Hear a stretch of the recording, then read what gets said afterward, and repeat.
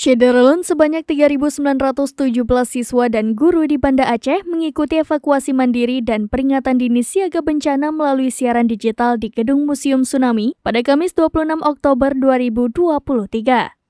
Ketua Komisi Penyiaran Indonesia Aceh, Faisal Ilyas menerangkan pihaknya memberi simulasi peringatan dini siaga bencana melalui siaran digital dengan 3 status. Simulasi dimulai dengan anak-anak mendengarkan suara sirine tanda bahaya yang dihidupkan, lalu berlari dari sekolah menuju ke Museum Tsunami. Siswa-siswi itu diarahkan oleh guru dan petugas tentang apa yang harus dilakukan jika terjadi gempa dan menuju ke tempat yang lebih tinggi jika terjadi tsunami.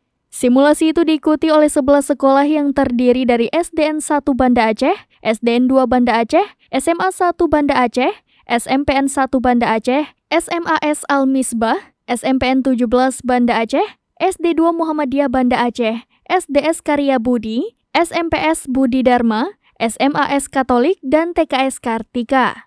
Simulasi dilanjutkan dengan memberikan pengertian bencana dan membangun habits kesiapsiagaan dari siswa-siswi, serta memperkenalkan fitur teknologi yang ada di siaran digital terkait kebencanaan.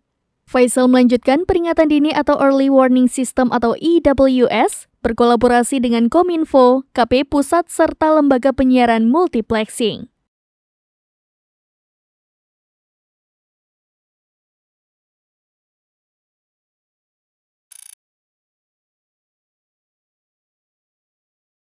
Download Tribun X sekarang, menghadirkan lokal menjadi Indonesia.